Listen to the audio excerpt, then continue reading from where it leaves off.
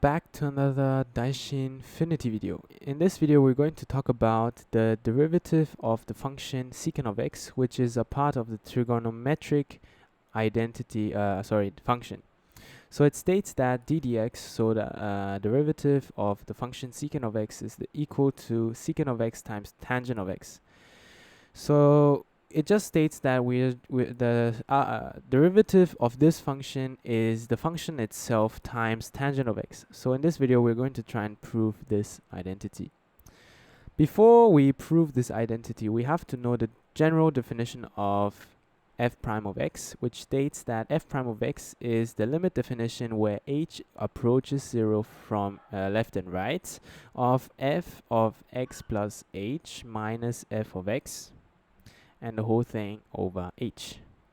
Now, if we have this definition, we just have to plug in the secant of x inside the f of x. So we'll just have the limit as h approaches 0 of secant of x plus h minus secant of x and all over h. Now what we're going to do is we're just going to substitute the other identity of secant of x. So we just say that secant of x is just equal to 1 over cosine of x.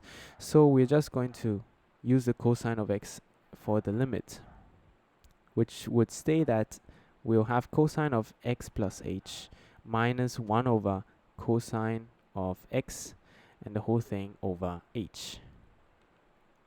Since we have this, we are just going to multiply the cosine of x plus h and the cosine of x with another, and we will just combine the fractions together to get cosine of x minus cosine of x plus h all over cosine, so the product of cosine of x, cosine of x plus h. And since we have over h, so we'll just multiply the whole thing times 1 over h.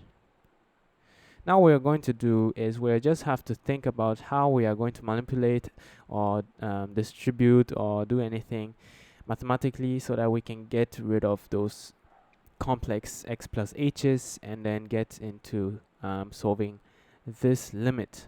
Now there's a trigonometric identity stating that cosine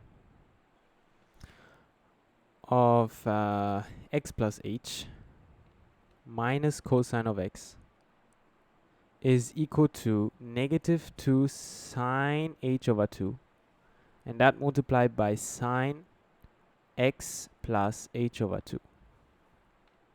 Now we have cosine of x minus cosine of x plus h. So what we are going to do is multiply the whole equation by negative 1.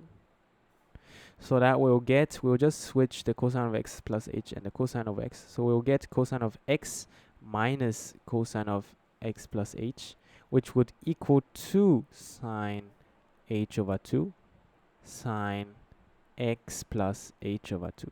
Now the trigonometric identity proofs, I'm going to do it in another video, so just wait for it.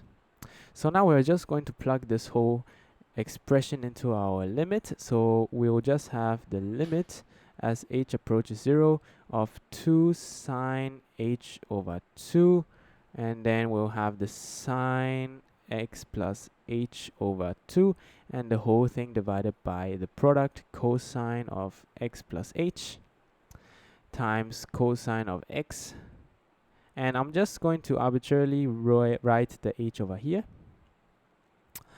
Now what we can see is a sine of something divided by h.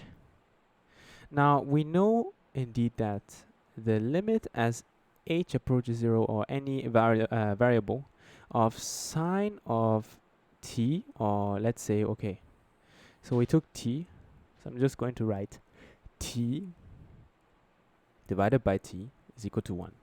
Now we have this expression just right here, sine of h over 2 over h, but we have an index of h over 2, the input. So we have to somehow put the input the same in the denominator. How can we do it? Now we know 2 is equal to 2 over 1, but it's also equal to 1 over 2. Okay, so if we have times h on that one, Then we have h over 2 in the bottom, which will lead us into this limit definition. So we can write this and rewrite this as the limit as h approaches 0 of sine of h over 2 over h over 2. And since we have a product of those things, we can do the product of limits. Proof is used by the epsilon delta definition in another video. Limit as h approaches 0.